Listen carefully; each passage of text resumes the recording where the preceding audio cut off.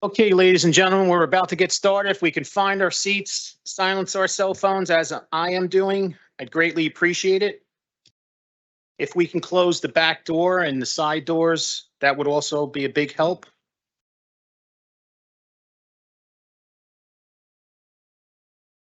Thank you very much. Good afternoon, everyone. We are on the record. Today is Monday, the 27th day of November in the year 2023. This is a Jersey City Caucus meeting of the Jersey City Municipal Council. We had a scheduled 4 p.m. start. The clock on my cell phone is showing 4:07 p.m. May we have a roll call for the commencement of this caucus? Councilperson Rinzeri. Councilperson Baggiano. Councilperson Saleh is not here yet. Councilperson Solomon is not here yet. Councilperson Gilmore is not here yet. Councilperson DeGise. Here. Councilperson Rivera. Here. And Council President Waterman. Here. We have 5 council members in attendance at 4:07 p.m.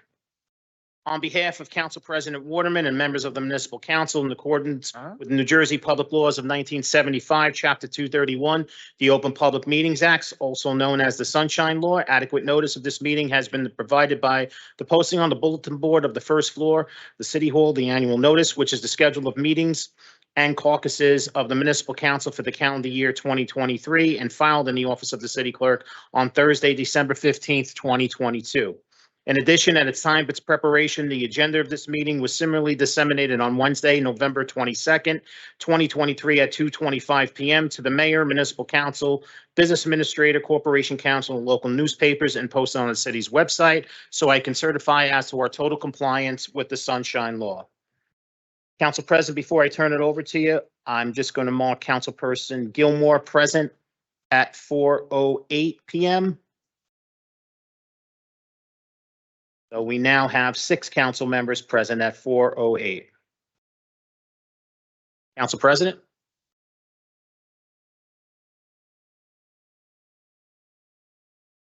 Good evening, Council President, council members. The Department of Public Safety has 2 resolutions for your consideration this week. The first one is resolution number 23891, agenda number 10.34. It's a resolution ratifying the award of a contract with Tomahawk Strategic Solutions for tactical training for our emergency service unit, sustainment and continuing education training for Jersey City police officers under New Jersey State contract for the Department of Public Safety, Division of Police. It's in a total amount of $45,000. It is coming out of the federal funding that's approved to use for training.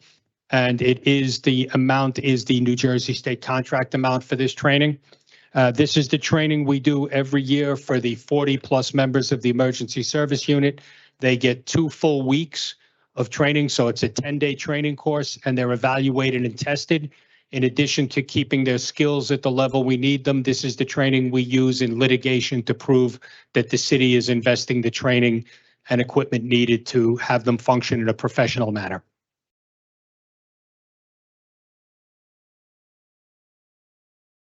Thank you, Council President. The second resolution the Department of Public Safety has on tonight is Resolution 23-892. It's agenda item 10.35. It's a resolution ratifying a contract award to Nadler's Mobile for the lease of the modular trailers to accommodate the staff members due to the mold conditions in the basement and first floor of the East District Police Precinct. Again, the amount is a New Jersey State contract amount, and it's in a total contract for $66,864. It comes out of the capital account, and the negotiation was done by the Department of Public Works.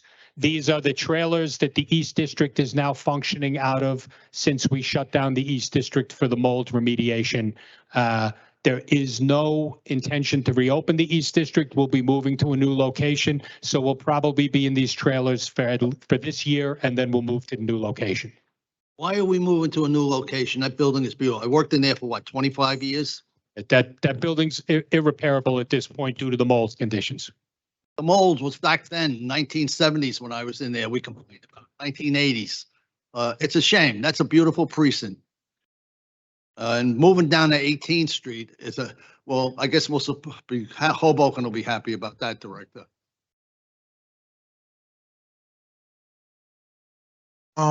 John, it is a bunch of resolutions with appropriations, and I was just wondering if we can address those while certain directors are here, because I do have questions as it relates to money being moved from this place to this place to find out what's the reason by that. Does it make sense to have them here, or? Yeah, so finance is the one that determines how the dollars are being transferred, and they can address whatever questions or concerns that were related to They'll be able. underfunding, overfunding. Yeah, I mean, like, I'll use myself. John Metro doesn't determine that my one division has extra money and my other one needs it. It's No, due to but finance. the issue that I have in bringing this up is that we need to hear the justification of why money is being moved, and finance. I mean, I hope they will be able to answer when we have the questions as it relates to why this department need more money versus why we're moving it from there. And I just don't want directors that's getting money moved and receiving the money not to be here when the questions come up. If finance can't handle it, we'll have a follow-up from the director by Wednesday. Okay. Thank you. Thank you, Council President, President Pro Tempore, and council members. Council President, just to mark Councilperson Solomon present at 4:13 PM. So we now have 7 council members present at 4:13. Ryan? Good evening, everyone. Ryan McGee on behalf of the Jersey City Department of Recreation and Youth Development. I have one resolution for your consideration this evening, resolution number 23-880, agenda number 10.23. It's a resolution authorizing the Jersey City Department of Recreation and Youth Development to accept a $1,000 donation from the National Council of Behavioral Health. Whereas staff within the Department of Recreation and Youth Development become certified and commence training high school students on mental health first aid in January 2023 in partnership with the Jersey City Department of Health and Human Services. And through these trainings, additional monies were expended by the Department of Recreation and Youth Development to obtain additional items that would assist in keeping the youth participants engaged in the Lethe training, such as snacks and other beneficial items that assisted teens with increased consideration. And on or about November 8th, 2023, the Jersey City Department of Recreation and Youth Development presented a resolution to council to accept youth leadership grant funding in the amount of $28,373 for the New Jersey Department of Health and Human Services / Division on Mental Health that will allow Jersey City to support continued youth mental health first aid training from September 1st, 2023 to September 30th, 2025. And the Department of Recreation and Youth Development has been awarded additional $1,000 from the National Council of Behavioral Health to assist in obtaining items such as snacks and other beneficial items that assist teens with increased concentration to reduce the additional costs expended by the Department of Recreation and Youth Development as it continues this important training for city youth. And the Department of Recreation and Youth Development will accept these funds to support its youth mental health first aid training.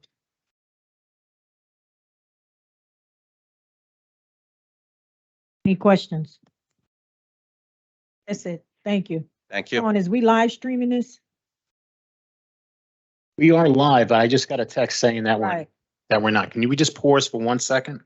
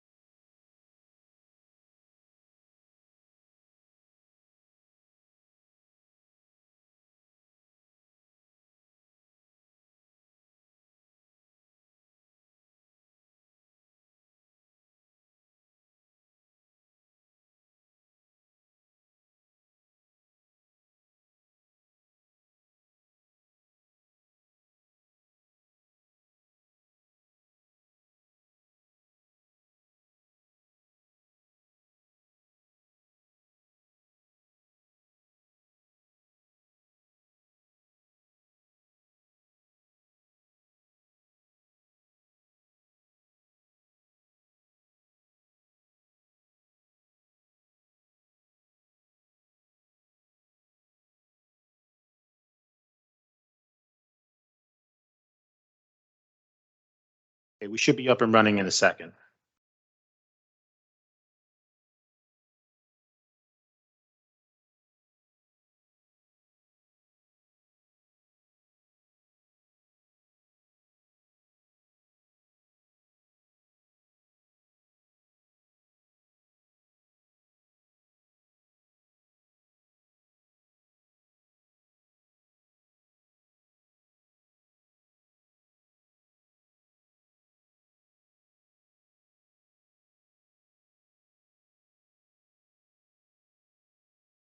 Yusef.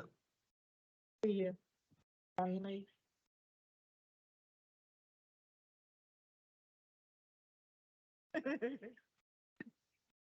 Rich.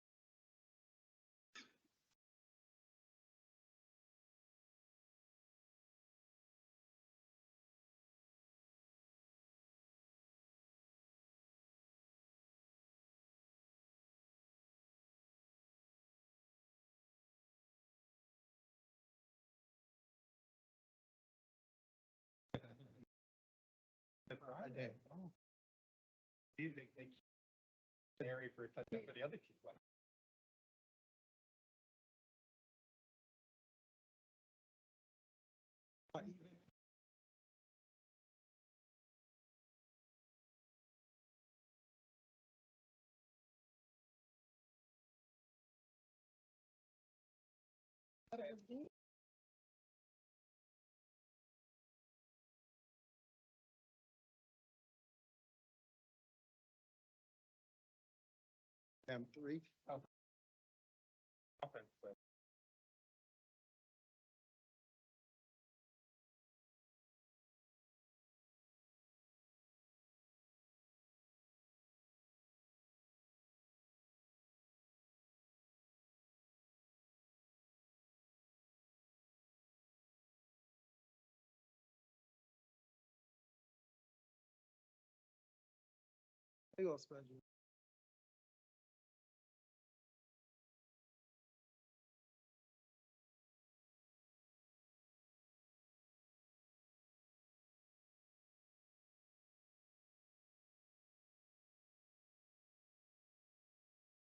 Okay, sorry about that. There was a glitch in the link that was posted on the website. So we got that all straightened out. So we are now live streaming. The rest of the meeting and the beginning of the meeting will be aired the next day. So anyone who missed the beginning portion of the meeting will be able to view it. All right, Council President. Dennis?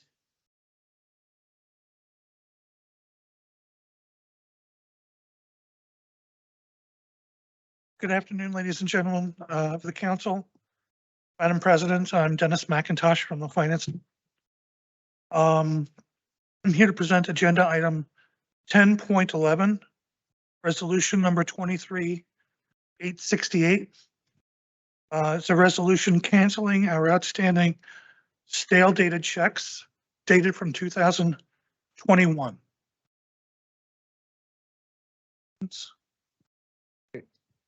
With this, barring the occasional thing that gets missed, this would be all 2021 checks basically that are stale and dated at this point. That's correct. Okay, great. I think they had committed to getting back up to speed, so it's great to get this further along then. So thanks.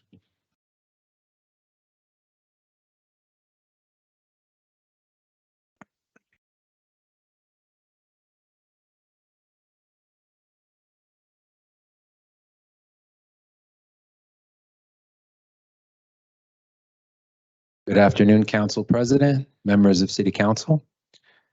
HHS Food and Nutrition has one item for your consideration. Resolution 23878, agenda number 10.21, a resolution renewing a one-year open-end contract with Wealth LLC for the provision and delivery of quality of meals for the senior congregate food program. Last year, when we did the RFP, we had two options to renew, so we're exercising the first option.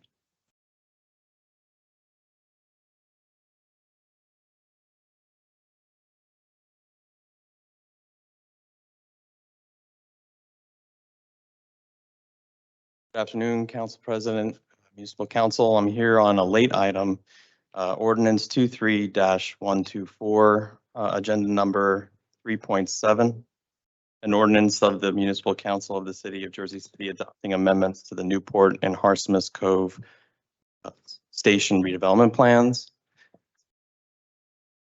This item was presented before the Planning Board earlier this month on November 14th, 2023, received a favorable recommendation for municipal council adoption with 4 amendments made by the planning board. In the ordinance, you'll see 2 attachments. There'll be an attachment date that's with the file name 2023-1114 Newport Redevelopment Plan amendment text and maps, and also a memo regarding the Harsmas Cove Station redevelopment plan boundary.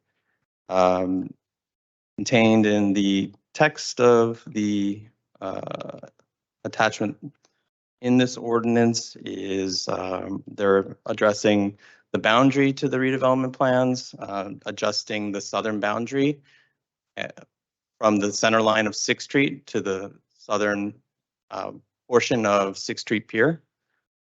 And by doing so, also adjusting the northern boundary of the Harsmas Cove Station redevelopment plan. They're also making text changes to the specific redevelopment plan objectives, the land use provisions, mainly permitted principal uses and accessory uses, and other standards like open space, parking, and plan duration. They're also making some minor tweaks to the signage standards and the maps contained therein.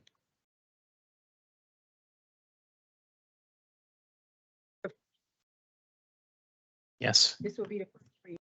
Yes, first reading. Yeah, this was authorized by a council resolution and it's back now before the council. Matt, were there, you mentioned board recommendations or amendments, or were there any changes that, I know what was given to the planning board, I mean, were there any changes that was recommended by the planning board? Yes, there were 2 changes that were recommended by the planning board. Let me navigate to those. There was 2 different provisions in the plan that were worded slightly different, but for but essentially the floor amendment made to those is the same. We had clarifying language where it said shall, may not, it was changed to shall not, even though we effectively thought they meant the same thing.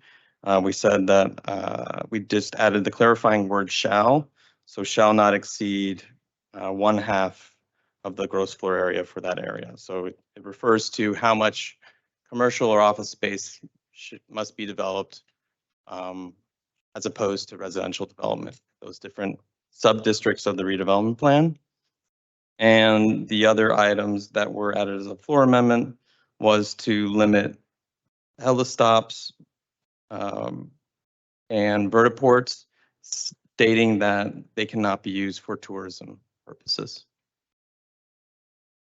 And those are the first instance where you see these 2 changes are on page 26 of this ordinance, or page 22 on that attachment, and page 27 of the ordinance, or page 23 of that attachment.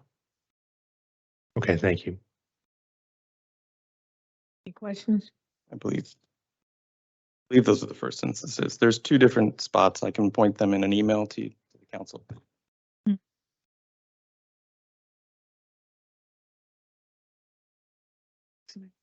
Council President, if I could, I just wanted to mark Councilperson Saleh present at 4:25 PM. So we now have 8 council members present at 4:25.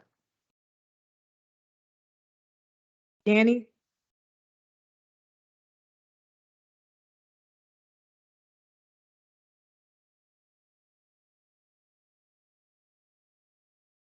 Good afternoon, council members.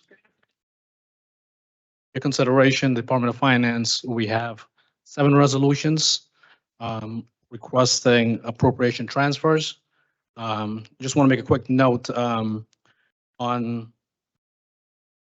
November 16th, a detailed memo was sent out to all the council persons justifying what each resolution entails. So I hope you had an opportunity to review that memo. It's about 20 pages. Now, would you like me to go through each resolution number? Yes. Okay. All right, the first item is resolution number 23861, agenda 10.4. It's a resolution authorizing calendar year 2023 appropriation transfer for the Department of Infrastructure. Any questions? This is infrastructure.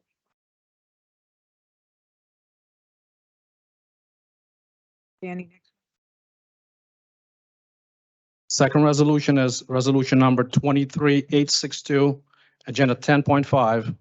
It's a resolution authorizing calendar year 2023 appropriation transfer for the Department of Administration.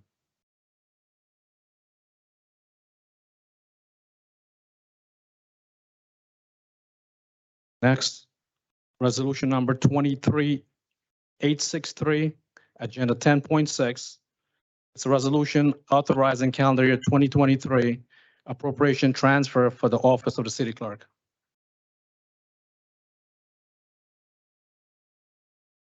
Next, we have resolution number 23864, agenda number 10.7. It's a resolution authorizing calendar year 2023 appropriation transfer for the Department of Finance.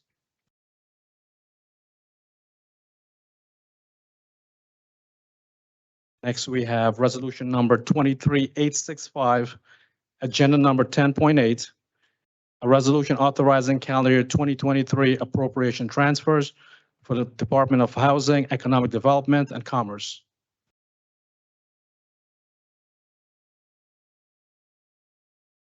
Next, we have a resolution authorizing calendar year 2023 appropriation transfers for the Department of Public Safety.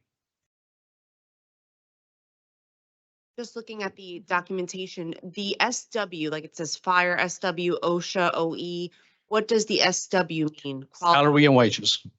So with the fire department's 1.4 million, quality of life is 200,000. The OSHA and the UFSA, I'm not sure if they're significant amounts of money. If these are salary and wages, how is that money going to go back into the department to obviously pay people?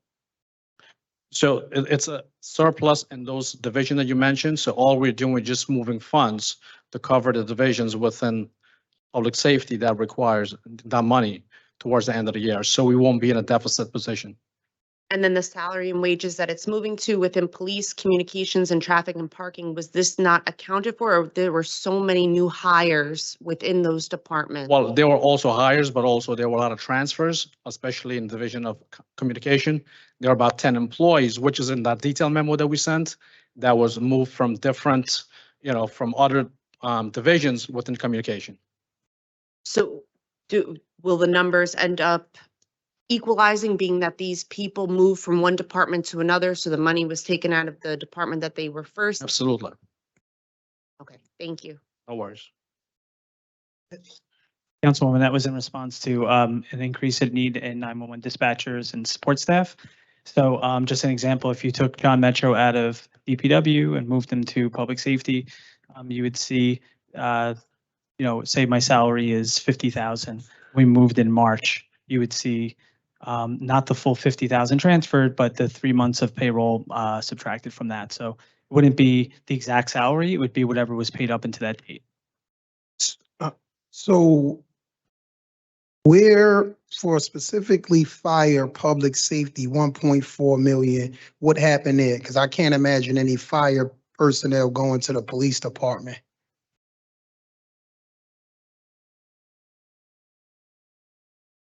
Councilman, so with fire specifically, at the beginning of the year, when we introduced the budget, we budgeted for the required staffing at that time. And obviously there are separations throughout the year or promotions that are pushed later into the year. So the backfill for certain fire positions is at a lower salary, or, like I said, promotions or only a week or so ago. So we account for all those things beginning of the year to reflect the full year of personnel. And if there's a excess at the end of the year, that is the result of it. So initially, you had anticipated promotions in fire? For the head count that existed at that time, yes. And if you wanted a detail of the staffing when we introduced and adopted the budget compared to now, we could give that to you and we could show you exactly where the savings came from, whether a majority of it was retirements backfilled at entry-level fire salaries, and what the promotions equated to the backfill the higher ranking officials. Okay, now with regards to salaries and wages, public safety police, 2.5 million. We got new police officers. Did they get raises? Did people get promoted? I could give you a similar breakdown as fire as well. But you'll see in the breakdown what the projections were by line item. Majority of the overrun would be in overtime. And there was surplus in full-time wages due to the same issues, same scenario that fire experienced. But they just happen to have an overrun in overtime. So the bulk of the 2.5 is overtime. Or a good percentage of it. Yeah, the projections in the detail of the memo. At what point are they going to get it together as it relates to overtime expenditures in the Department of Public Safety, namely police? Because I mean, do they have a detailed plan? I will say the Department of Finance's obligation is to cover the liability, and we monitor and track the spending monthly, quarterly. Council, VA's office, everyone receives those reports, and that's what we're authorized to do. We don't have any say who's assigned where. I believe we've gone through this a few times from the finance perspective. Unfortunately, this is what we need to do to mitigate issues with next year's budget and year end. So that'd be a better question for Director Shea. That's my whole point in saying what I said earlier, because we keep going down the same rabbit hole. If they're requesting additional funding, if you guys are up here trying to get the funding, they need to be standing beside you, giving a justification why the funding is needed. So now I got questions for Director Shea, who went and's gone, but you're requesting $2.5 million. This is why people are in uproar. We're seeing a bunch of things take place in our city. We're seeing irresponsible, lack of leadership, lack of transparency, and people are bent out of shape about it. And now we're asking questions as a council, and the person who can give that detailed answer is not here. BA. Now I see that each resolution is individual. All right, which is a great thing. We broke it out by department. Correct. Thought it was the best way from past practices that Correct.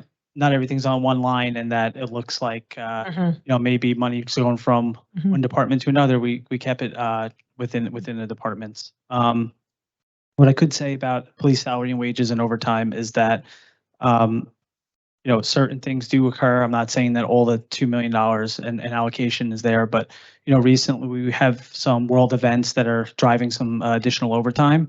And, periodically see these things. Sometimes there's an uptick in crime in which there's mandatory needs for security.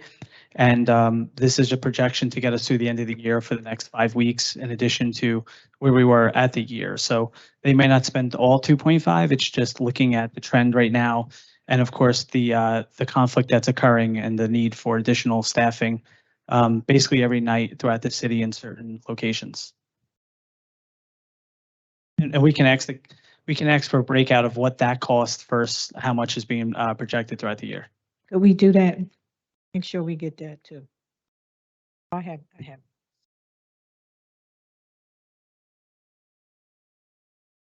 Right, last but not least, we have resolution number 23867, agenda 10.10. Resolution authorizing calendar year 2023 appropriation transfer for the Department of Public Works.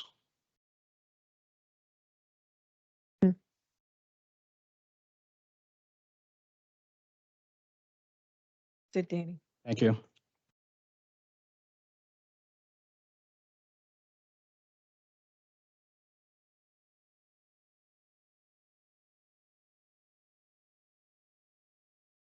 Good afternoon, Council President and Council members.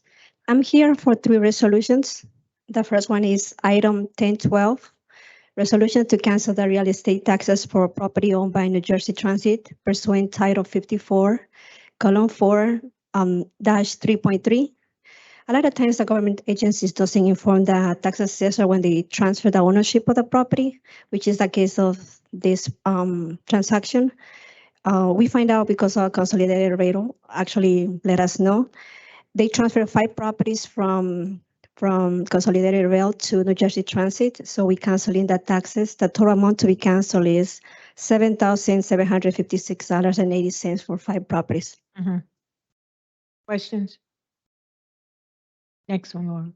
The next one is item 1013, resolution 23-870.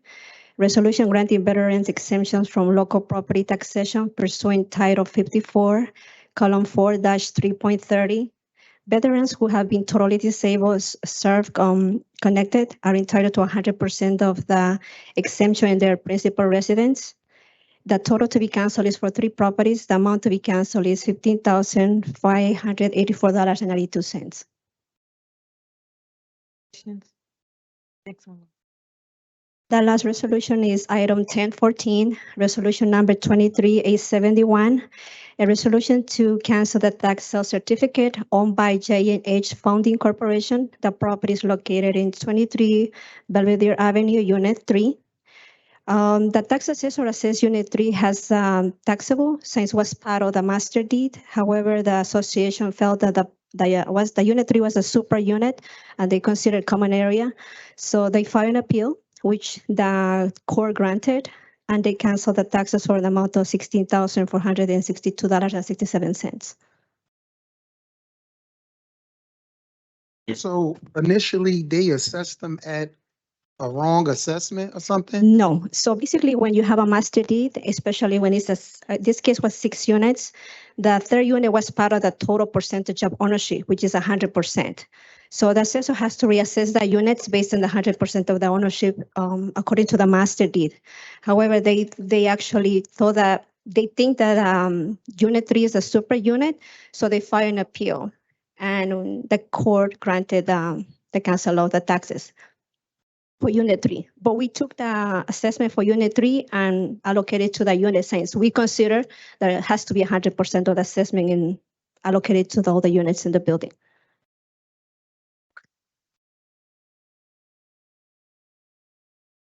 Thank you, Laura. Thank you. Vivian?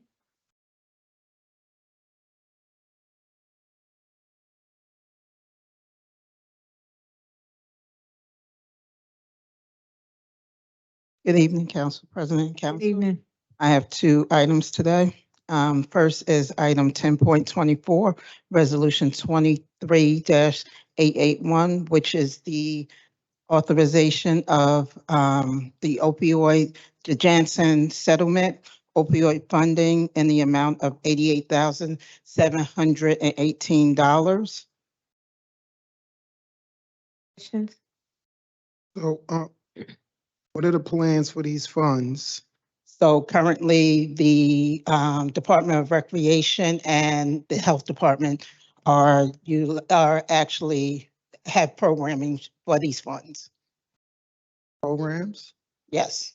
Now you have to ask.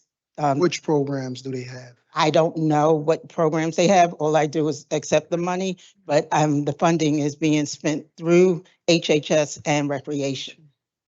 So Lucinda would have more details on that. We'll have a follow-up before Wednesday from Lucinda on that. The second item is item 10.1, which is resolution 23-858, which is the acceptance of the grants we have. There are 12 grants that we are currently accepting. And this is just to add them to the budget. Any questions? Thank you, Vivian. Thank you. Jennifer? Good afternoon, Council President, Council members. Good afternoon, Jen. I have 4 ordinances and 1 resolution to present. First ordinance is 3.2, Ordinance 23-119. This is to convert Bramhall Avenue between Van Horn Street and Pacific Avenue into a one-way street in the westbound direction. So Bramhall Avenue is 30 feet wide, and it's a two-way street with parking on both sides. This is common for low-volume residential local streets throughout the city, but we've received several complaints from the residents in the area that Bramhall has been being used as a cut-through to avoid the signals on Municipal Avenue. And they've also been experiencing a lot of side swipes for the parked vehicles on Bramhall. So we presented a few options through Councilwoman Ridley's office to the residents. The first option was to keep it two-way, but to eliminate parking on one side of the street. The other option was to make it one-way and keep parking on both sides of the street. And the last option was to do nothing. So the residents filled out a survey, and most of them approved the one-way conversion. So we're recommending converting it into a one-way in the westbound direction, which would address the cut-through traffic issue. Also, a part of the ordinance is to convert the intersection of Bramhall and Woodward Street into an all-way stop, which is adjacent to Berry Lane Park, mostly frequented by pedestrians going to the park. So we think it would be a good safety improvement for the intersection. So if you're coming through Pacific and you get to Bramhall, you're coming from Municipal, it's going to be only a right turn basically. Correct. And then if you coming from Carteret on Pacific, it would be a left hand. Correct. You wouldn't be able to go Wouldn't be able to. down Bramhall to Pacific anymore. I mean, I guess my only request would be to just engage more. I don't know how many people was at the meetings or whatever y'all did, but I do know some people have reached out to me. They didn't know anything about it, or whether it's not the same guys didn't advertise it or whatever. If we could just make sure as many people in that area is a part of the conversation. Sure. I think something definitely needs to be done there because it is a lot going on there. We shared the survey with Councilman Ridley's office. I can reach out to her office in Gladys and figure out how they distributed the survey and see if we can reach out to more people, or if you have specific people that you want to reach out to, then we can share that as well. Okay. Next one. Okay. 3.3, Ordinance 23-120. This is an ordinance to convert the intersections of Dudley Street and Warren, as well as Dudley and Washington, into multi-way stop controlled intersections. Both of these intersections are located adjacent to a school and the Morris Canal Park. Several pedestrians walk through these intersections every day. We think it would be a good improvement in terms of safety for these locations. Next one is 3.4, Ordinance 23-121. This is to establish on-street parking on Bennett Street between Egie and Clark, and also to establish on-street cleaning. Welcome. Yeah, I know that when the new developments in the area were up, I think it still was no parking anytime on that street. So, yeah, it's wide enough for on-street parking on both sides. The next one is 3.5, Ordinance 23-122, and this is to establish on-street cleaning on Central Avenue, the new portion between Route 139 and Newark Avenue.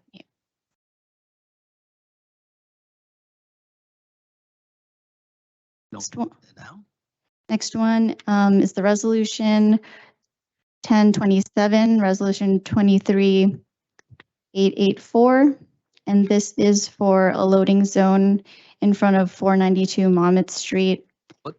This is for the Thirsty Quaker. It would be in effect Monday through Friday, 11 a.m. to 5 p.m. And it would only take up one parking space in front of the business. And this is to address the double parking that has been happening. Jen, with regards to the loading zone, because is an issue on Monticello, they have a loading zone there. And I guess sometimes they receive multiple deliveries, or sometimes it's easier for the delivery people to just do double parking, get in and out versus parallel parking. How do we get control over that situation? Because it's been a real issue. Is this all along Monticello or a specific location? No, it's really that particular location, Exito, that supermarket there. Okay. I'll take a look at it if you can share the address, Okay. and I'll see what we can do in that area. All right. Thank you. Jimmy.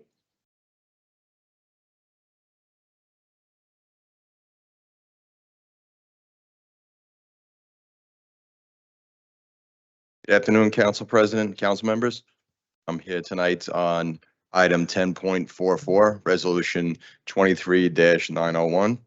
That is the Teamsters Local 641 collective bargaining agreement with the City of Jersey City. This is a late item, council members. 10.44.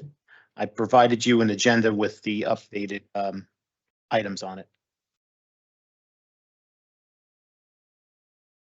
After several months of negotiation with the representatives from Local 641, we have reached a proposed agreement for the council's consideration. I can highlight some of the items here and just discuss what the projected costs are going to be for each one of those items.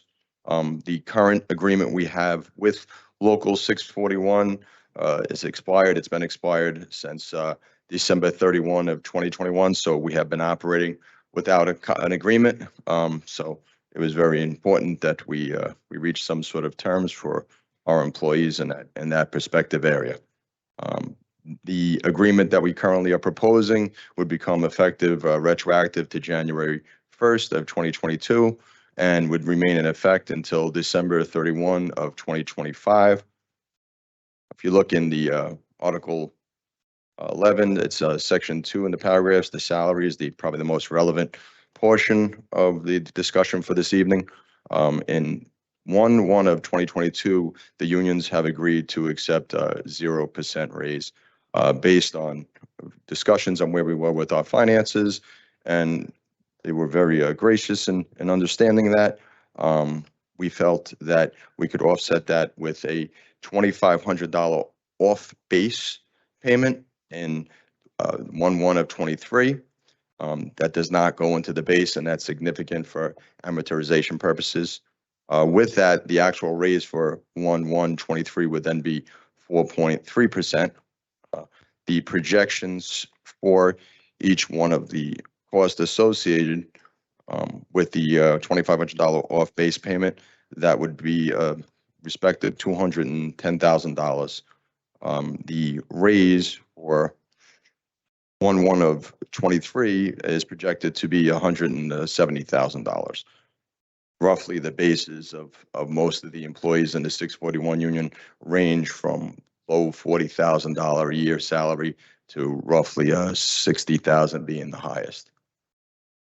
The projections for the increase in 2024, 1/1 of 2024 was a 3.5% increase, and 1/1 of 25 is a 3.75% increase. Roughly those projections would add approximately $145,000 and then $160,000 at the year end of the projections for the salary. Other terms that are included in there in the agreement include a lot of cleanup language that we found, somewhat for clarification purposes. And we needed to just clarify some of the overtime issues with they're pretty much self-explanatory. We've moved them from what was traditionally overtime was paid on a separate cycle. So when years back, and then when we changed over to the new system, now everybody would be on a Monday through Friday schedule. So this way that would eliminate the dual checks, was creating some problems for us in payroll, but now that issue should be resolved. We clarified some of the other language in there regarding how we calculate the vacation and the sick time. As you're well aware, when we changed the unicorn system, we changed from a day system to an hourly based system. We just wanted to make sure our employees understood the hours that they were given and the amount of time that they actually had as part of their PTO, personal time off, as their contract and their terms progressed. There was one clause in there that was a cleanup language referring to item number 14 in the agreement. That is basically just a recitation of the 641 merger when they merged from the JCIA to the city. But we just felt it was better to have cleanup language for not only this administration, but going forward, so their employees know what to expect upon retirement. This was pretty much what we understood this council to intention at that time, but we wanted to just have stronger language there to clean it up to make sure that we were all on the same page. The only other items there about noteworthy are there was some CDL language and hazmat language. Roughly that's 2 to 3 people. The costs are very nominal, but we do require our workers to have these particular licenses and to make sure that they update themselves. So we felt that we should bear the cost of that. Right. And then we did give them a little bit increase on the boot allowance. The apparel costs have gone up. It was about a $40 increase, up to a $40 increase, because the cost of apparels have gone up since the last contract. Union agrees with this? I'm sorry? The union agrees? Yes, they were sending it out to their membership. They ratified it on November 1 of 2023. Now it's up to the council to.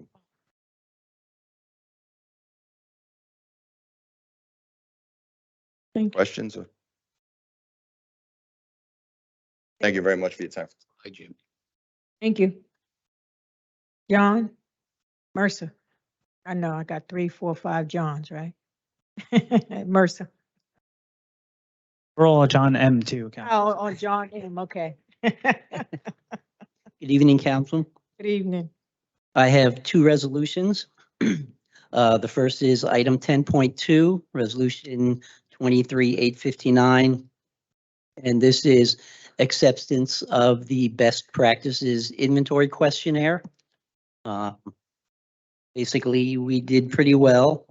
We exceeded the minimum required for 100% of our state aid, which is 29 points. We scored 34 points, 30 in the core competencies, which are worth 1 point each, and 4 points in the best practices, which are worth a half point each. So in possibles for 2024, we could pick up another 5 in the core competencies and 2 in the best practices, depending on which questions they put on the questionnaire. They don't reuse all of them, so.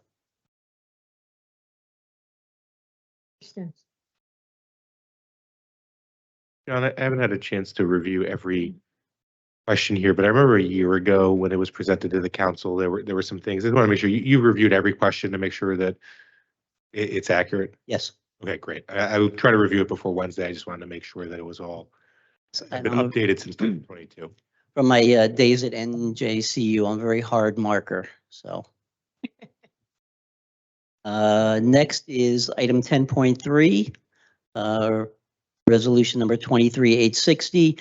This is just a companion to ordinance 23-116, is item 4.7 for the issuance and sale of special emergency notes in an amount not to exceed $10,000 for contractually required severance liabilities.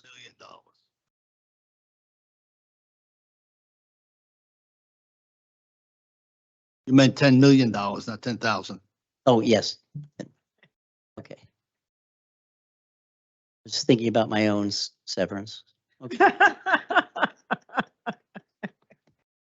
All right, thank you. Brian?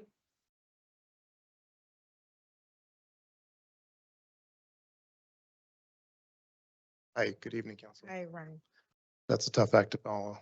Um, uh, I have 3 items on the agenda for you tonight to consider. The first one being 10.31, Resolution 23888. And this is a resolution authorizing an amendment to a contract with HMR Architects for the continued professional services to City Hall Fire Suppression Project.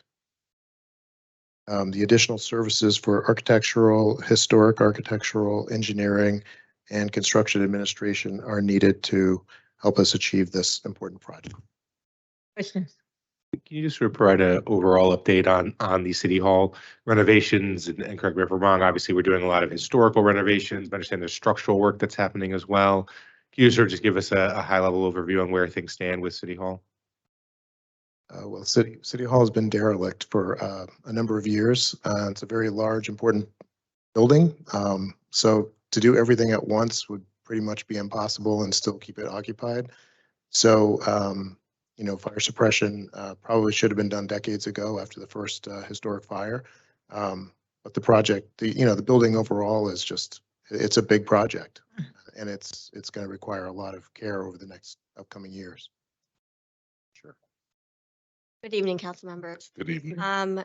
So Brian mentioned the fire suppression work.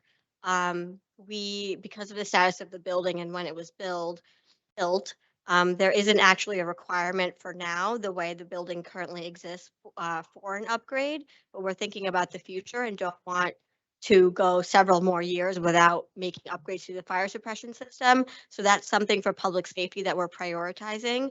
The other work that you mentioned includes repair to the exterior of the building. We have discovered quite a bit of damage to the foundation of City Hall, quite a bit of water, infiltrating through the building in various areas. So we've been doing some spot treatments wherever we can, with repointing the masonry to the exterior walls of the building. In other cases, there's more complicated work that's involved with the foundation and with the exterior.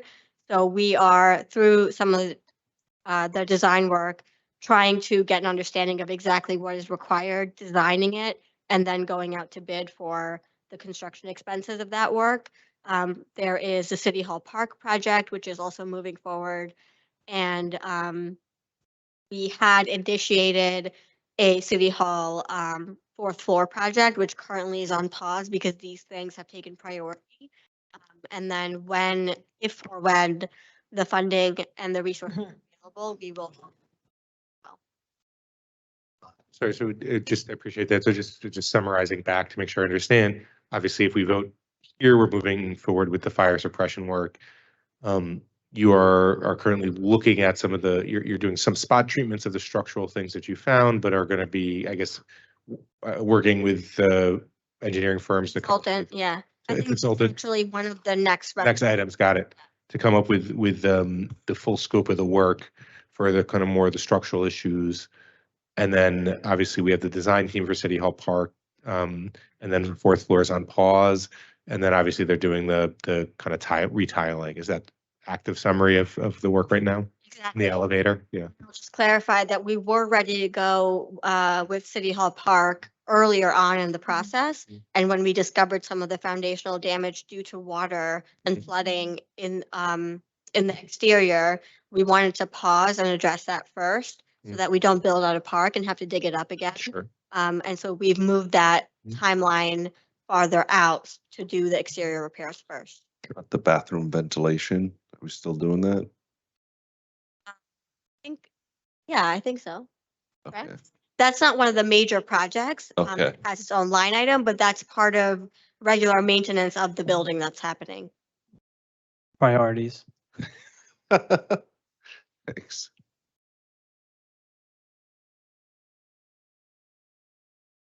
Thank you, Director. Second item is Agenda 10.32, Resolution 23889. This is a resolution authorizing an amendment to a contract with FC3 Architecture and Design for continued professional services related to Johnson Avenue Library project. We need an additional $27,000 and an additional up to 12 months to achieve this project completion.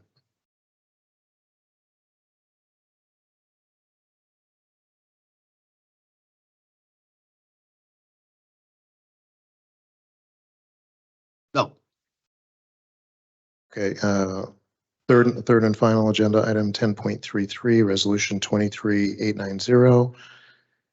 It's a resolution authorizing amendment to FC3 architecture and design for continued professional services related to 394 Central Avenue Senior Center. This one, the proposal that we received from FC3 is for an additional 27,000 and additional up to 12 months of contract extension to help us achieve project completion. Brian, I hate to bring up the subject, but we have money for Pompadour, we have money for the Lowies. The people of Ward C and D are tired of hearing about the reservoir. It's going on 3 years now and nothing is being done. This affects the people that live in the city, you know, and I think it's a shame, Brian. They got money. I see you spending money for everything here, but you know, it's a shame. Director Patel. And, you know, it should have been open this summer. Now we're into the winter and probably nothing's being done up there. And, you know, I don't care where you get the money, but stop spending money on other things and let's get that reservoir open. You got what, 100 and some odd thousand people up in that area between C and D that use that park and the other people around the city. Councilman, it's not true that no work has happened in the past 3 years, and test pits are starting on Monday, and the foundations for the bridge work is starting immediately after that. You know the complications we've been having with awarding a contract, but we've been, you know, pushing every step of the way. We finally have a contractor working for the city. You know, they are scheduled to start work on Monday, and we're pushing the project as quickly as we can, but you know that there were a lot of complications with it. Yeah, I know. And I also know that the people are just disgusted with what's going on. The park should have been open, the reservoir should have been open this summer. It wasn't. And, you know, the way I look at it, we're going on over 3 years. So that's a shame. You built the Empire State Building in 1 year. You can't take care of a little park in I know about that. 3 years. I understand. All right. Thank you. Thank you. Thanks, Brian. Aynor?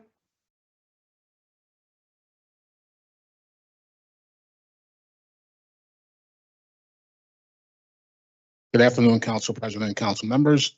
I have 3 resolutions in front of you this evening. First is agenda number 10.41, resolution 23-898. It's a resolution providing local support for Altaloon Incorporated to operate a Class 5 retail cannabis business at 433 Palisade Avenue. It was approved by the CCB on May 8th, 2023, by the Planning Board on October 10th of 2023, and there are 2 MOUs, one with Angela Cares and one with Sarah's Daughters, for 1% of their profit, not to exceed $10,000 annually. Next one. Second is agenda number 10.42, resolution 23-899. It's also a resolution providing local support for Buku Culture LLC to operate a Class 5 retail cannabis business to be located at 390 Tunnelly Avenue. They were approved by both the Planning Board and the CCB. They have multiple MOUs, one with Sea Line Counseling Center that will range between $5,000 and $10,000. The Hoffman Center PC for an expungement clinic with Hudson Pride. That's going to be annual $5,000 to $10,000, and Scores reentry for the same amount.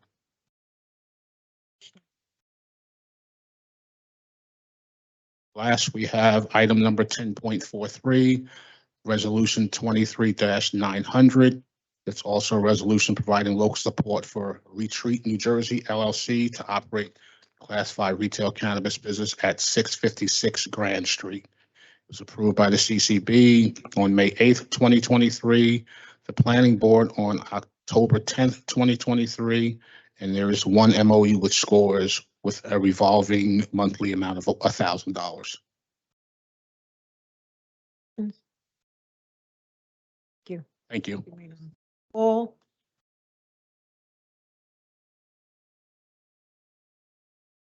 Good evening, Council President, council members. I am here for ordinance 3.1 and also a correction to the sheet, resolution 10.22. Ordinance 3.1 is straightforward, I hope. It's a fee schedule for the new animal shelter, which the city will be opening on January 1st. I'll say that the fees help offset the costs of operation. And in all cases, I believe we have set them at or under the current shelter fees.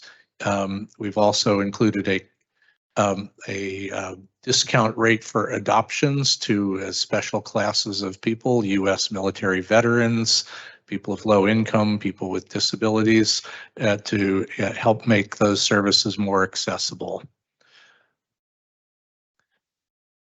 Oh, I'm looking at this, I guess this document. There's a lot of positions to be determined. Do we know where we at with regards to those individuals filling those positions before, what is the turnover date, January?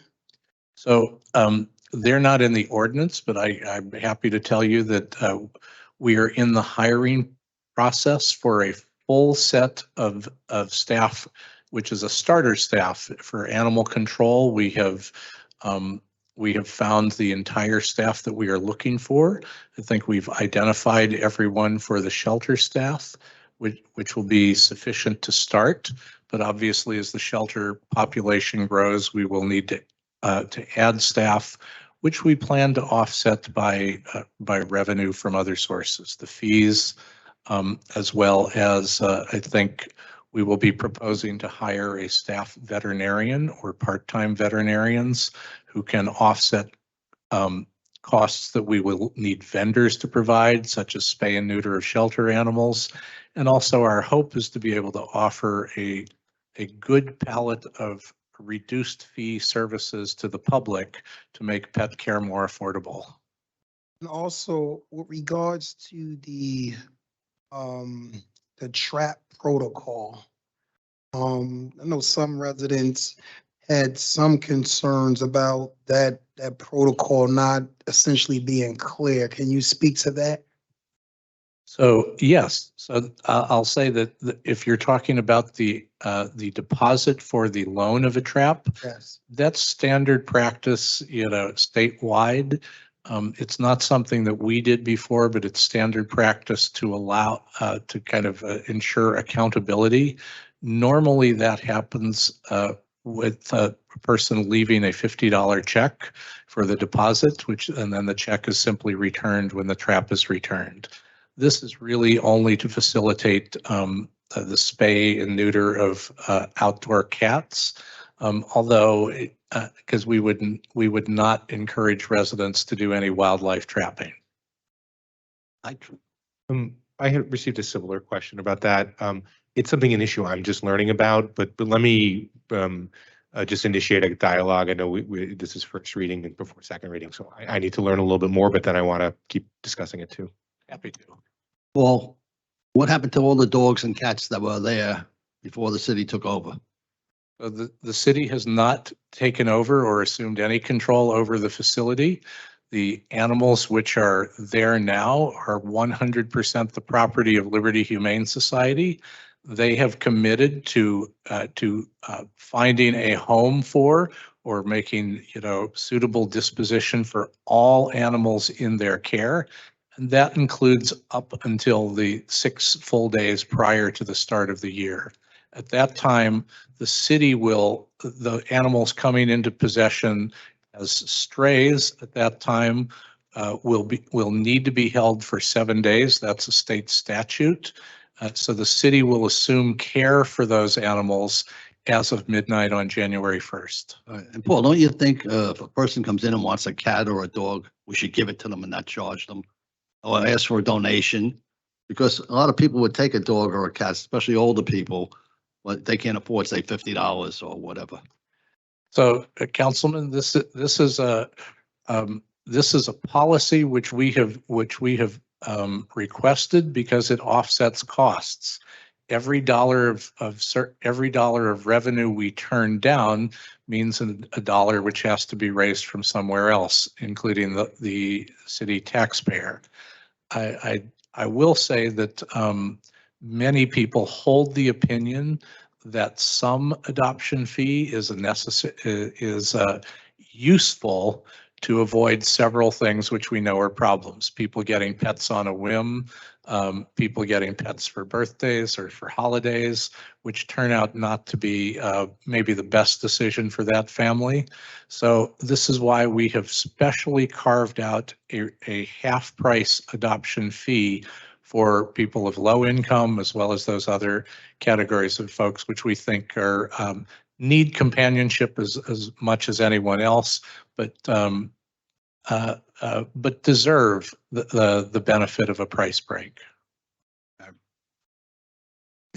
Oh, So mine is for the surrender fees. From what I'm seeing here, some of these are quite a bit lower than what it is currently. And I know that sometimes the thought behind a slightly higher fee is that people, again, just won't drop the animal off at the shelter because for whatever reasons. But with these fees, how did you guys come to these numbers? It's kind of a best guess, Councilwoman. We certainly know the reality is that if people cannot surrender their animal in a safe and humane way, they're put in a difficult position. Many times those animals suffer until something happens, and too often they are left out on the street, so the shelter gets them anyway. We think it is probably a better policy to make surrender more accessible rather than less, with the understanding that we then are going to need to work extra hard to find a permanent home for those animals or transfer them to a rescue, or if they're not suitable for adoption, to use humane euthanasia. But we think that's better than the alternative, which is increased struggle and having the pets at risk out in a place where they cannot be supported.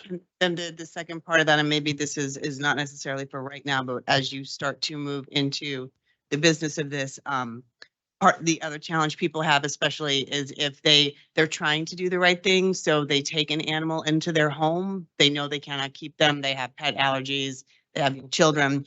And then that over the course of that 24 hours, you're considered the owner of that pet. So are you going to be abiding by that policy, or are you going to be making a change there? I'll just say that I cannot tell you how many calls I've received personally over the past 5 years with that kind of complaint, and also the similar complaints about people who are stuck with the lack of ability to find a safe surrender. No, the policy which is currently in place is not consistent with the law. It is not humane, and we are not going to do that. I had that actually happen to us many years Oh, ago. So, yeah. I'm afraid I have no trouble believing that. That's not going to be our practice going forward. When a person provides consistent care for an animal, it does establish a legal responsibility to continue that care. Feeding a stray cat once, twice, while they're trying to get help for it, is not something we are going to discourage or penalize anyone for. These fees that were created, are they in line with the industry standard or other municipalities that are in this space? Councilman, thank you for that. I think you will find a wide variety of fees. I don't think you will find many municipalities that are charging greatly less than this. They are certainly, some of those apply really only to the shelter and rescue business, where there really is a variety, since the goal is to put a companion animal in a safe and secure home. So some places offer very low adoption fees. There are adoption promotions, but these are consistent with what we've seen through the state or lower. And all of the services that we intend to provide beyond adoption our goal is to make them far more accessible to people of limited means than they are in the private market. I'll just say that if someone is trying to take care of a cat or a dog and have them spayed or neutered and can't come up with the hundreds of dollars that it takes at a private veterinarian, we think they should have an option in the Jersey City Municipal Shelter. So our fees, and this is in fact the reason why we are going to be actively seeking to add veterinarians to the staff, precisely to provide that higher level of service to the people of Jersey City, as well as to help fund the operation of the shelter. Woof. And the meow. Oh, do you have vet vendors now? Who takes care of those pets now? So we are currently involved in the contracting process with 3 different veterinary providers. At a minimum, we have to have a vet of record for the shelter who provides and signs off on an infection prevention plan, as well as oversees the overall care. I'm pleased to say that the vet who has been at Liberty Humane Society for, I think, the past 10 years, if not more, has agreed to continue with us. We just have to complete the paperwork and bring it to through the purchasing process. We have a daytime vet for ordinary care for animal control. Again, it's a place we've used before and trust implicitly. And I was also on a call this afternoon to try and get final details about our emergency 24-hour service, which has some complications, which we're trying to work out with the Department of Finance. Well, I just have one quick question. Years ago, my sons, my daughter, myself, we used to walk the dogs. Are you going to allow people to come there and walk dogs? We would love to have an active volunteer program, and I look forward to being able to make public the details of that soon. We're in a slightly different position than Liberty Humane Society, as we cannot use volunteers to perform duties that would otherwise be fulfilled by staff members. But some amount of the dog walking that's there is recreational and socialization rather than the minimum care that's required. So the answer is yes. We welcome the public. We're going to welcome the public by being able to take people into the shelter by appointment 7 days a week, and to have walk-in hours at least 4 days a week, including Saturdays, Sundays, and at least 2 evenings. Yes, we are here for Jersey City. We want Jersey City and the shelter to be in full dialogue and to be an active part of the city.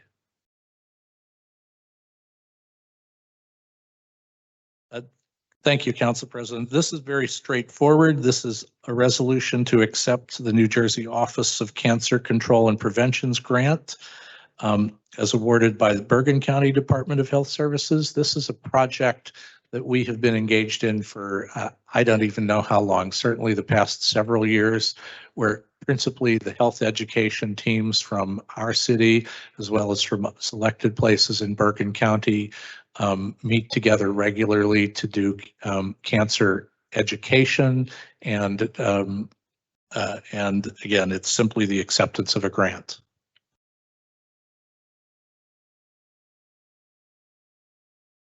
Thank you very much and good evening.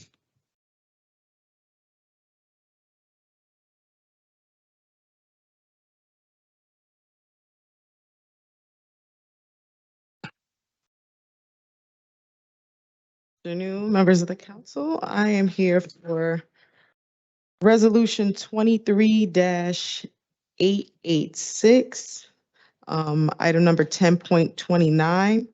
It's a resolution authorizing the business administrator to execute a discharge of the mortgage encumbering 90 Dwight Street in Jersey City. The property owner received $48,380 from the homeowner repair program. And this indebtedness is a deferred no interest mortgage. And upon the 10th year after signing it, the mortgage shall be forgiven in its entirety.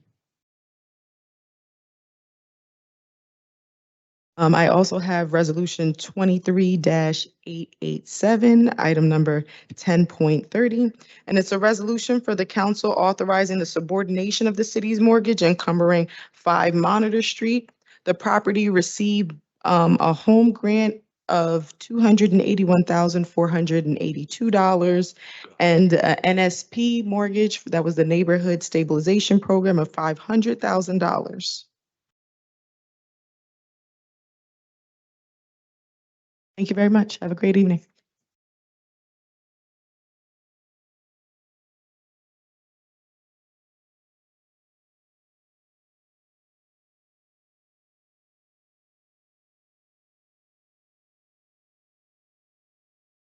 Good afternoon, Council President, council members, the public. I'm here to accept a resolution authorizing the City of Jersey City and the Office of Diversity and Inclusion to accept a 2023 DEI Community Impact Grant Award from WellCare of New Jersey. Item 10.28, Resolution 23-885. Thank you, John. Questions? Good. Thank you, guys.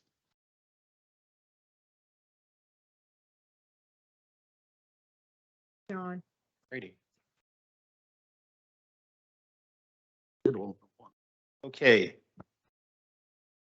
Our first readings, items 3.1 through 3.5 were touched on earlier. Item 3.6, ordinance 23-123 is a franchise ordinance granting permission to Deval Patel and Jay Shiri Me Pani pursuant to resolution of Planning Board of the City of Jersey City on case E22-199, allowing the installation of stoops, bay windows, and planting beds which encroach and extend on into the right-of-way beyond the boundary lines of Lot 33, Block 8502, and are for the benefit of Lot 33, Block 8502, and, land, and now or formerly of Tel and Manpani, and commonly known as 352 Pavonia Avenue, Jersey City, New Jersey.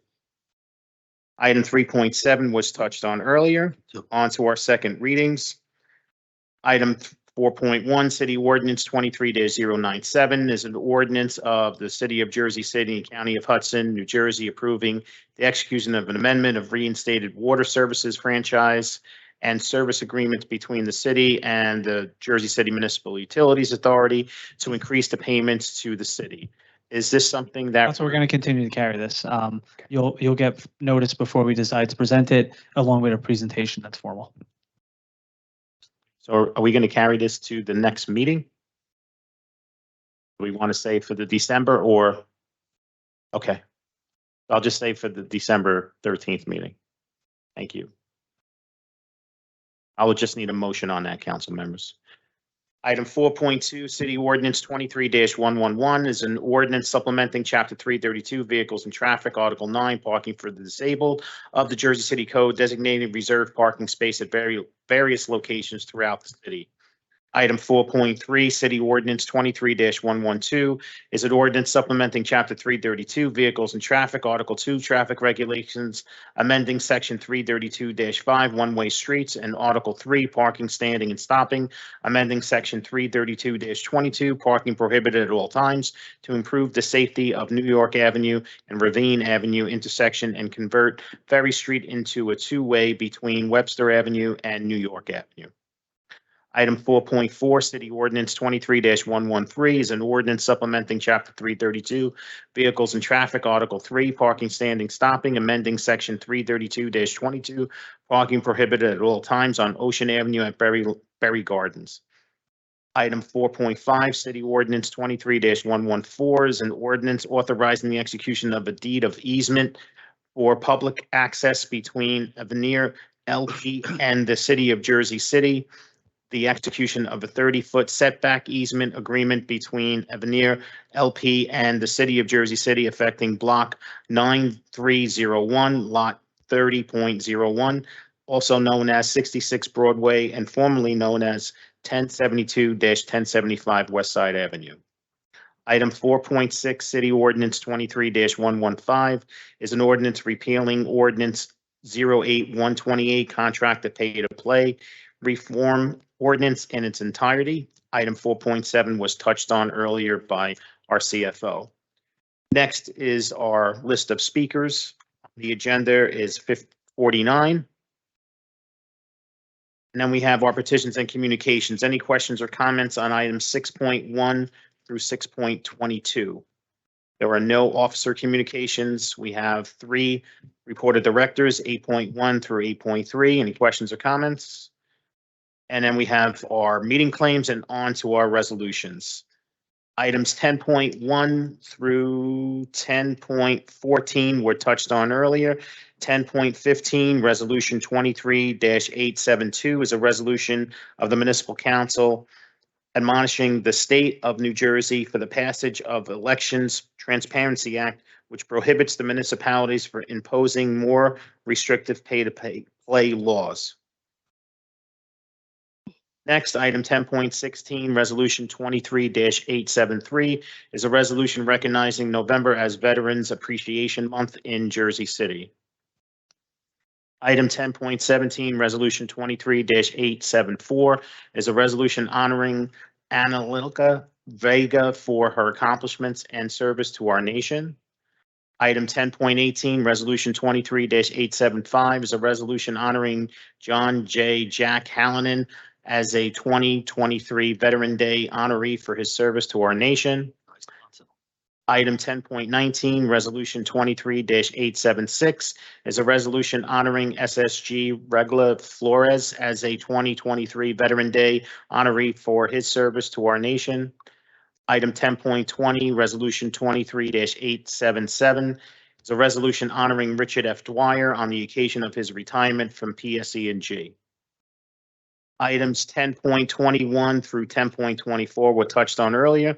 Item 10.25, Resolution 23-882. This is a resolution fixing the dates and times for the caucuses and regular meetings of the Municipal Council for the year 2024. Table that, Sean. We want to table that? Yeah, I don't want to come in and. We have no choice but to make the schedule. But make sure, in all seriousness, make sure all of you are going through those meeting dates. And if any changes that need to be made, please let me know and we'll make those changes before Wednesday. Next, item 10.26, Resolution 23-883 is a resolution authorizing the purchasing agent to sell various motor vehicles at public auction. Items 10.27 through 10.35 were touched on earlier. Item 10.36, Resolution 23-893 is a resolution ratifying the award of professional service agreement with the law firm McManum, Scotland and Barham LLC to represent the City of Jersey City and the Jersey City Planning Board in the matter of LHN Owner LLC and LHN2 LLC versus the City of Jersey City. Sean, Yes. to go back to 1019, Staff Sergeant Regla, that's a female. Sorry about that. We'll make that correction. Thank you for that. And council on 1036 to 1040 will be providing memos. They should have been printed this afternoon and should get to you tomorrow morning. If you have any questions, please let us know. Our first assistant just saved me from reading all of them into the record. So do we have any questions on those items 10.37 through 10.40?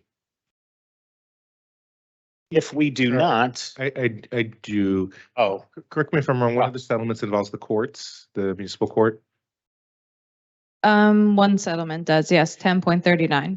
Could we just know what, just a summary of the changes, if any, that have been implemented in the municipal court in relation to kind of services for people? I forget the exact specifics of the complaint, but I know that basically the person who sued felt like they hadn't been properly served according to their rights. And so I want to just make sure that if, you know, whatever, I don't know if we're admitting guilt or not because we don't have the memo, but just really making sure that if we have implemented changes that we know what those are.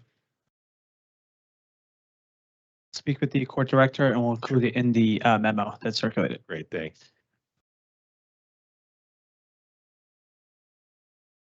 Okay, are there any other questions or any additions that need to be added? Regarding the agenda? Yes. Oh, well, I want to discuss the resolution we've been working on with the both communities. I'm gonna read it out loud. There's still a lot of edits that I have to do. It's not supposed to be divisive or divisive, or it's not supposed to be inflammatory. It is something that I've been working on with both communities. I know that some people don't want to see a resolution at all, but the resolution I'm looking to present is a reaffirmation of Jersey City's values. It is Jersey City centric. It has been narrowed significantly since we've been working on it, and it has been worked on since October 7th, and we've been trying to bring something for the city council. And I've been working alongside Councilwoman Mira Prinzari and Councilman Solomon as a sounding board, and Councilman Gilmore as well. And I'll read it out now. And, you know, we're going to, I was just met with a rabbi before, and we're still working on some edits, but this is the basic gist of the resolution. It's a resolution of the Municipal Council of Jersey City concerning Israel-Palestine, whereas Jersey City is a city of diversity, one of the most diverse in the United States, standing as a beacon of light and hope, an opportunity for all people and cultures. And whereas Jersey City residents embody a spirit of acceptance and respect and have worked together to establish a city where each person is valued and celebrated. And whereas Jersey City condemns hate and terror in all its forms, whether it's racism, anti-Semitism, Islamophobia, anti-LGBTQ, sexism, or terrorist attacks in the United States or across the globe.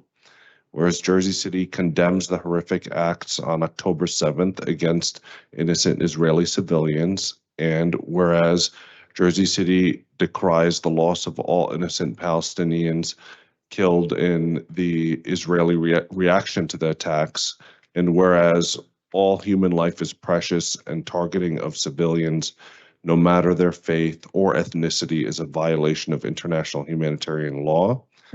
And whereas Jersey City mourns the loss of all these lives and the victims affected by terrorist attacks and their families, and for the people of the region, and whereas Hamas terrorists that committed the attacks on October 7th do not represent Islam nor legitimate aspirations of Palestinians, the Palestinian diaspora, or the 2 million people that live in Gaza, Palestine, for which 50% are children, whereas millions of lives are at imminent risk with the further escalation of the conflict, both in Israel and Palestine, as well as the region. Israelis, Jews, Palestinians, and Muslims live side by side in Jersey City, where we celebrate each other's faiths through interfaith iftars, Passover seders, and community activities, whereas both Jewish and Muslim communities in Jersey City are grieving the innocent lives lost and the current escalation of conflict in the region, and now therefore be hereby resolved by the Municipal Council of the City of Jersey City as follows.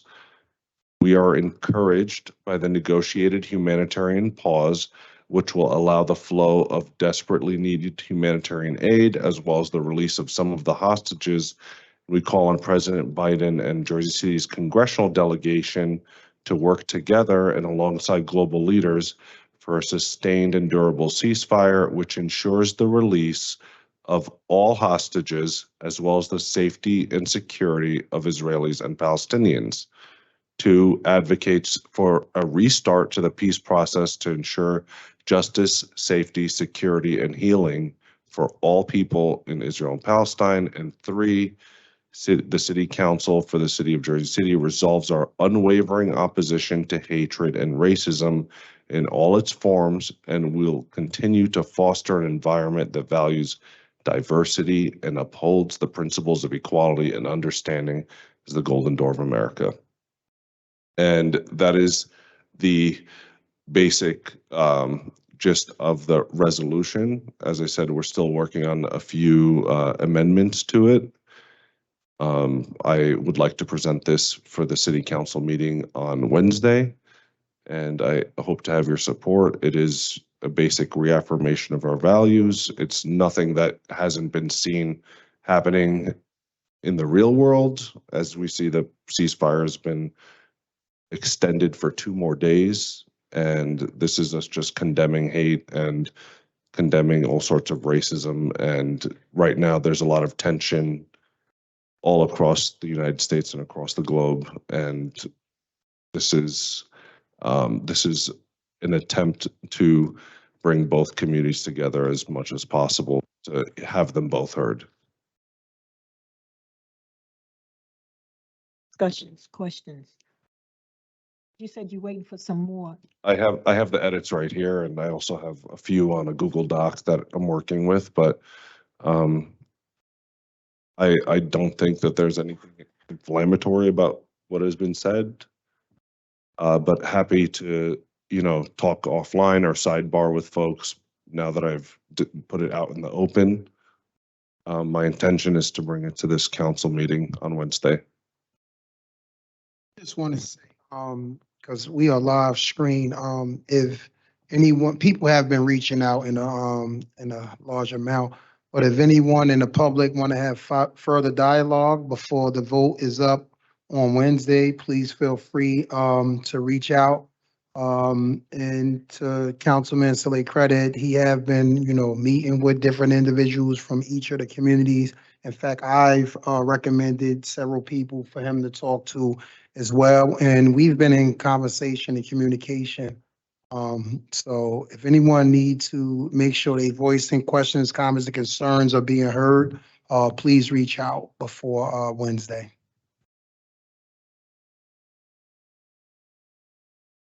I want us to discuss it because this is, So I'll tell you some, I guess mostly all of us here have been, engaged both in the Jewish community and in the Muslim community. And I'll tell you that's what's come by my office. With respect to, let's say this last one, the Jewish community really just wants you to take out the ceasefire out. Just leave it out. I actually think that the resolution is actually good. There is some edits that you could do, but this is not my resolution. This is just something that you have to work on and guarantee, get the support from the city council. But there are a couple of edits that maybe you could include, but the hard thing that the Jewish community has been asking is if you could omit the word ceasefire. That's not something I'm gonna commit to right here, right now. Obviously, the Muslim community has also made their intentions know that they want to see the word ceasefire in there, and I have it as a ceasefire which ensures the release of all the hostages.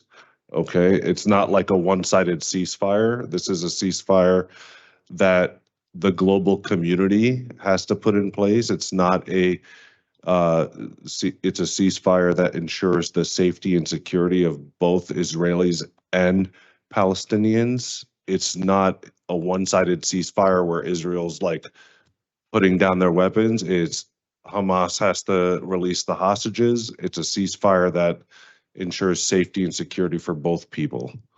That would be because the Muslim community just wants to see a straight ceasefire. They don't want anything else. Like they want, because of the stuff happening over there is tens of thousands of people getting killed.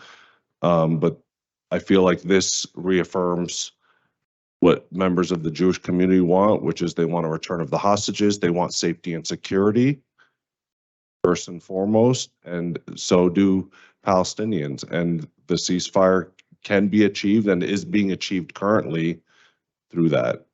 I just want to be clear, this is not Councilman Daniel Rivera's, concern. This is the concern of the Jewish community that I spoke to. So I mean, you explaining this, maybe this will help them out if they're if they're watching this. But it's something that, on Wednesday, we as a council are going to have to be prepared because we're going to have lots of people here and we have to make sure that this is on point. Just a couple points I wanted to make. First, I just wanted to thank the councilman for, we may not agree on everything that's written or on the approach, but of being extremely willing to meet, talk, make changes, which I think is the spirit of what we're all trying to do here. So I just want to publicly thank him for that. The second thing was I just want to make a very big picture point, which is, let's say, regardless of whether we vote in the resolution Wednesday, regardless of what happened on Wednesday, I think the pain that people in communities are feeling is just immense right now. And conversations I've had with folks who are Israeli, folks who are Jewish, folks who are Palestinian, folks who are Muslim, there's a level of trauma that is very, very high. In folks saying things from both communities of, I don't feel safe in the city, I don't feel that my humanity is being recognized. And there obviously there's so much outside of our control, right? And social media brings out the worst impulses of human beings. But I think it's important to recognize that and just put it out there that I think we didn't sign up for it, but I think it's on us to do everything in our power to start to find areas we can bring people together. It's what exactly are those avenues? How do you do it? I'm not 100% sure, but I have, just some more community conversations, more convenings, and more highlighting the best of Jersey City as much as we can going forward. So I just thought it's important to kind of just state that, and I, people are really, really on edge. And then I think, obviously nationally, we've seen the most horrific of both Islamophobic and anti-Semitic attacks, where people's lives have been lost, people's lives have been, forever marred.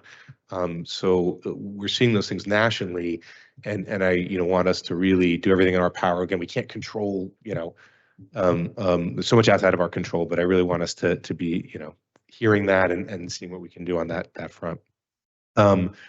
When it comes to the resolution, I've expressed to the councilman, my view of my preference would be for us to make statements individually, but I also very much respect and understand that every council member has a right to do a resolution, and the resolution, the language as drafted, I think there are, again, continuing process of amendments, but it is as much as possible an attempt to find unity. There will be no way to do it in a way that folks are not happy with, and I certainly want to be clear that a lot of folks who have asked the resolution not to be here. So I don't want to we'll make it clear that those voices are there, and they've been speaking to us. I also want to make sure that whatever meeting occurs this Wednesday, if it's a little bit later, that we really think through kind of how to structure the meeting, and try to again, we can't control what people say in their time frame, but that we're setting as much as possible positive examples, both as council members and as the Jersey City community on how to discuss kind of conflict and where things are at. So those are a couple of different kind of not directly connected thoughts, but I just wanted to put them all out there as we start to have this conversation here tonight.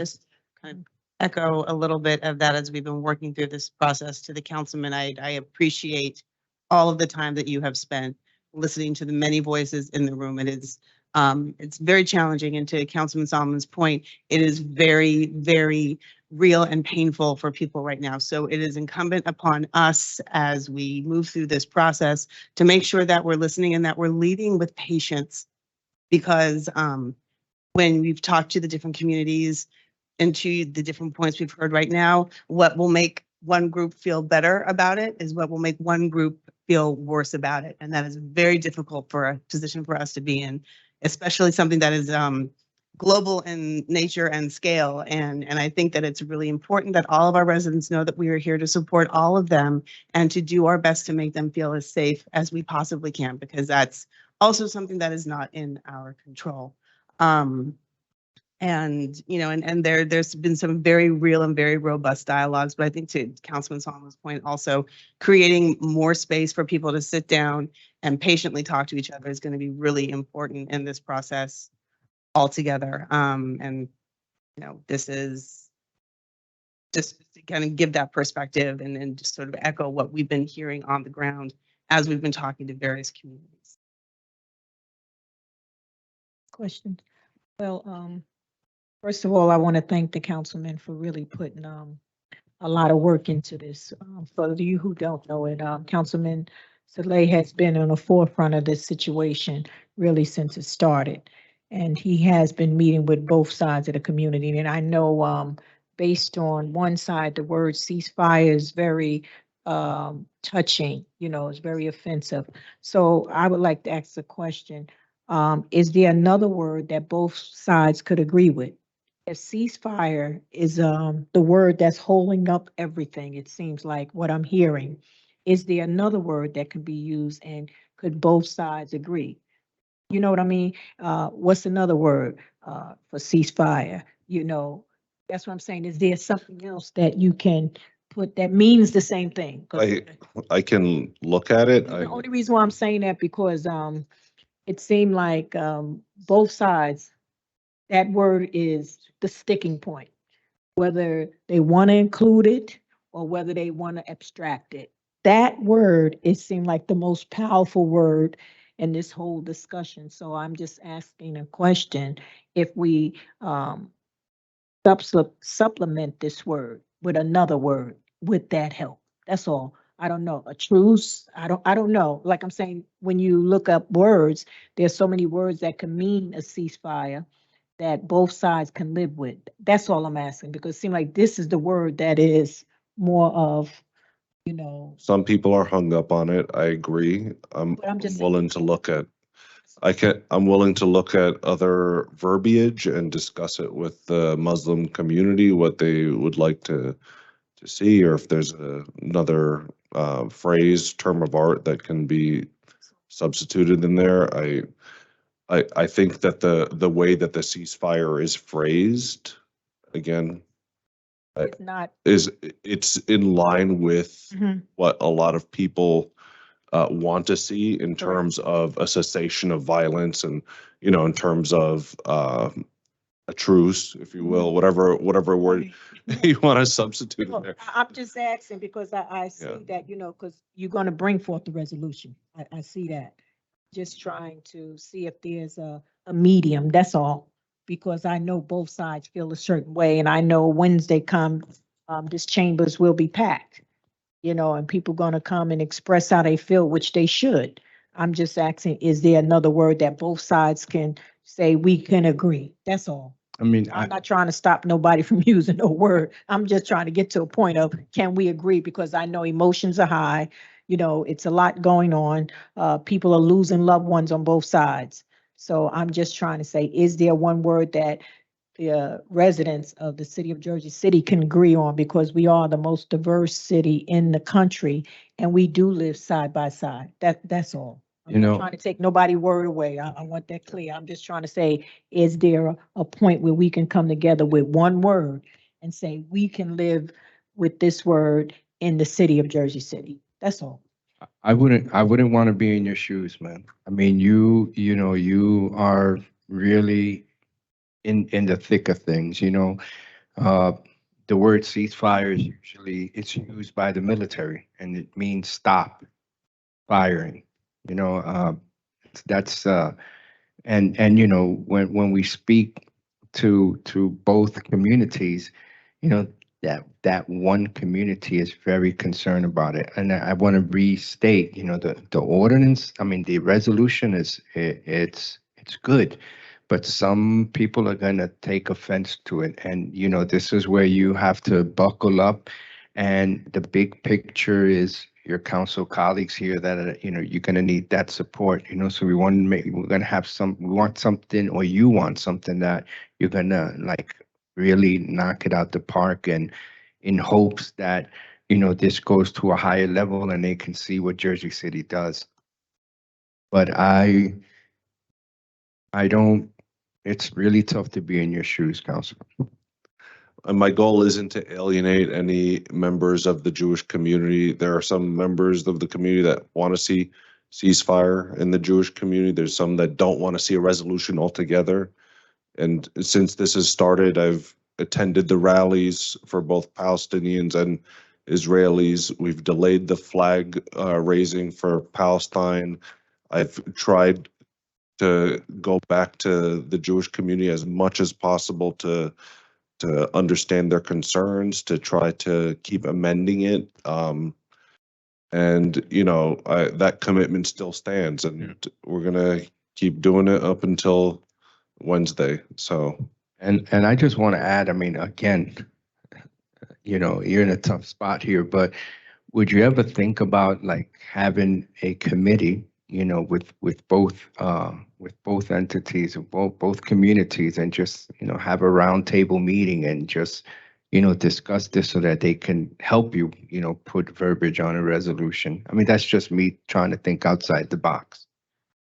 I think for the purpose of this resolution, I think that it's a little late in the stages right now.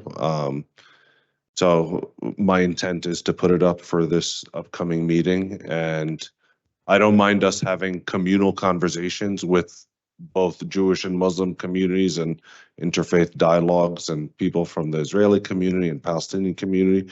I think that is definitely helpful in terms of lowering the temperature in the city, and that's something that we should, as a council and as a body and as a city, to strive towards. I think that that's a great idea. As far as trying to do it for the resolution, though, I want to put it up because it's been almost 2 months. I do want to say something that's a little different, but you know, regardless of whether this is up Wednesday or not, we're going to have a lot of folks here commenting, and I, again, you know, folks are entitled to their opinions and to make statements and comments, and we can't control what they say. You know, I do want to think through and happy to start a dialogue, conversation, best practices around, you know, doing our best to, one, at the start, you know, maybe we can think of a couple people that might be able to speak at the start and hopefully set a real positive tone of mutual respect, of how to, you know, in the toughest of situations when people's families are on the lines, right? You understand why the emotions are there. It's no one. It's real. I mean, these are you know, people's lives and things. But we need to see if we can have some folks there, and then, you know, as public comment goes on, of giving people space. But also us figuring out too, you know, we don't want to get into back and forth, but we also, if anything is said that's truly hateful, we also don't let that just happen and go unaddressed. And so, you know, you know, it's something I think for us to be really acknowledging of, and acknowledging of, you know, as much as possible, the conversations going on, the connections between each other. You know, we are all going to be neighbors in this city. You know, we are, we all live with each other, and I think that's just really important that people feel, you know, safe in Jersey City. You know, and we're doing everything we can. So I just, you know, I know any public meeting and public comment period, regardless if there's a vote afterward or not, can be divisive. And and some of that's out of our control, but I just wanted to think about what we can do there, have some ground rules, have some folks that are speaking at the start to set a real clear guidelines, and having us, you know, being supportive of each other, you know, through that process.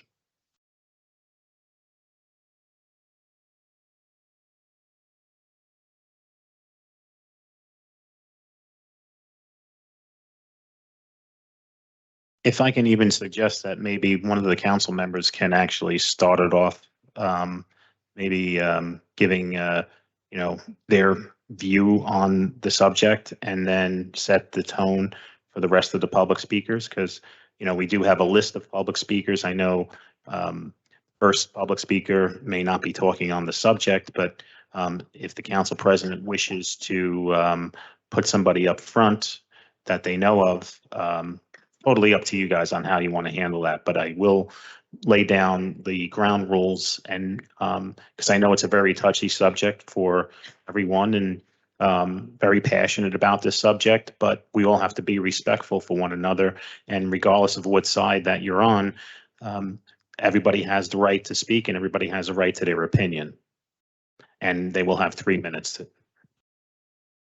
Like at the beginning, we'll lay down the ground rules, Sean. I think you should do that. And the only reason why I don't want to put a council person up there, because I don't want them to be a target. So I can't see that being a great idea, because you're getting people from both sides. And Yeah, I don't want them to take, I don't want nobody to take nothing out on. of course. It was just a suggestion, just to lighten the mood. Nobody take nothing out on the sponsor of the resolution. So I just think if we lay the ground rules, we'll be fine. Okay. That's it. That's fine. Okay. So the resolution will be, if we are going to add it on, it will be a late item as well. So again, we'll take a compound motion, or if you want to do them individually, you just let me know. Okay, compound would probably be better. Okay, great. All right. If there's nothing else, I will Motion to adjourn. entertain a motion to adjourn at 5:58 PM, made by Councilperson Saleh. May I have a second? Second by Councilperson Prinzary. All in favor of the motion to adjourn at 5:58 PM. All council members present by acclamation, please say aye. We are out of here at 5:58 PM. Thank you so much, everyone here and everyone watching at home. Remember, teamwork makes the dream work. Have a great night and stay safe.